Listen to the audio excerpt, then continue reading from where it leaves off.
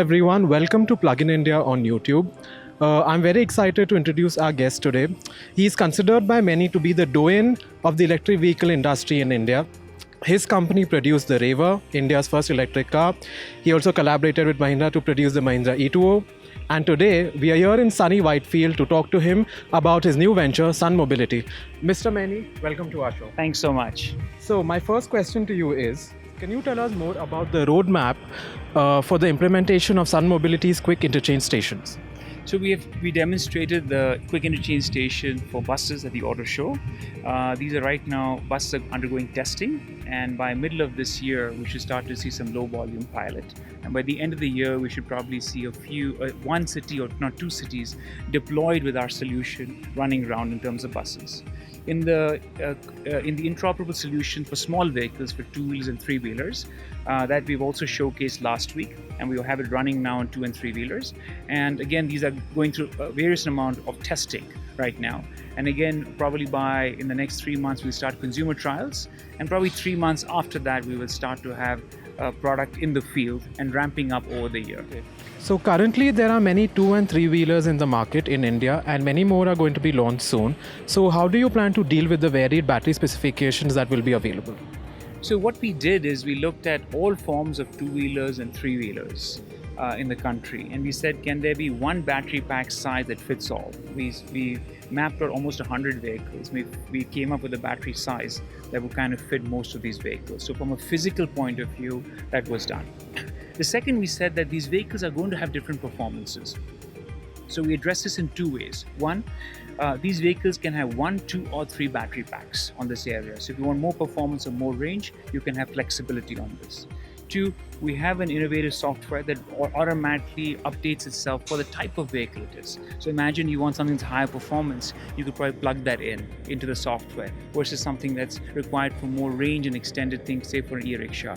So this programmable performance, along with the fact that you have multiple packs, along with the fact that we have one standardized base module, allows us to fit all of these 20 million vehicles sold every year in the country. So one of the reasons that EV owners love owning an electric vehicle in the first place is the convenience of charging at home and the economy of charging at home.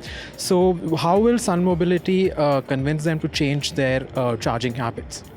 So what we find is going the other way around, right? EV adoption today is less than 0.5% in the country, right? What do we need to get EV adoption to 50, 70%, right? So most consumers say, listen, I don't buy my fuel. I go in once in a year, once in 3 years. I buy it when I need it. If I buy 3 liters, I pay for 3 liters. I don't pay anything up front. It typically takes me 5 minutes on this area. So we said, unless we fundamentally disrupt it, can refueling be faster? So if it's 5 minutes for a regular vehicle, we're able to do in 1 minute. For a bus, maybe in 2.5 minutes, right? Can it be lower cost? Yes, we can achieve that. Probably 20% savings on cost ownership compared to probably conventional vehicles. And the third part is, can I have the idea that no range anxiety? That most of the time I know where I'm going, but if I want larger trips, what do I do? So in a way, we can probably have the infrastructure placed, which therefore reduces that. Now, it does mean that certain people who are doing 30, 40 kilometers a day can still use other options. But if I look at a large number of people who are moving to shared economy, who are going to think the fact that they like flexibility, because maybe there's a delivery person who one day has to deliver 100 kilometers and one day 70 kilometers, and having batteries to fit everything becomes difficult. The flexibility allows people not to change a lot of their habits and adopt things easier, right? So I think that's part of it. The other part on the charging part is, if you have batteries included in vehicles, then the cost of vehicles goes up. And so that's one key concern. The third part of it, you're talking of two-wheelers and three-wheelers here. In cars, a lot of them have air conditioning, and so you can manage battery packs much better. But in two-wheelers and three-wheelers, very difficult to thermally manage them. So therefore, if they're sitting in Delhi hot sun at 45 degrees, and then you drive, you end up being at around 52, 53 degrees, and then you charge, you're probably 55, 56 degrees. Now, batteries at 56 degrees probably have a third of the life than probably at 25 degrees, which means that these batteries will hardly last you any time. Now, for a person who's using that, that's a livelihood, that becomes the key issue. So in smaller vehicles, by having stations where batteries are thermally managed online, we're able to now give consumers and address these concerns.